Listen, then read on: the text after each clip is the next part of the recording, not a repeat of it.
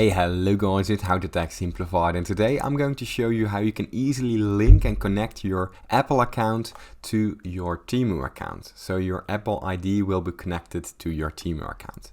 Now the first step that we want to take is go down to your browser and open up the TEMU website. Now from there, sign in this little box right here and open up the account and orders.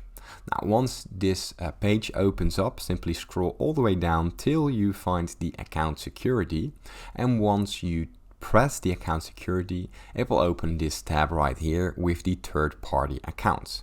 Now here we see the Apple option. Simply press link, and what this will do, it will bring out a pop-up fenster where you can easily use your Apple ID to sign into TEMU. As you can see right here, simply sign in, and from there share your email or hide my email and press continue.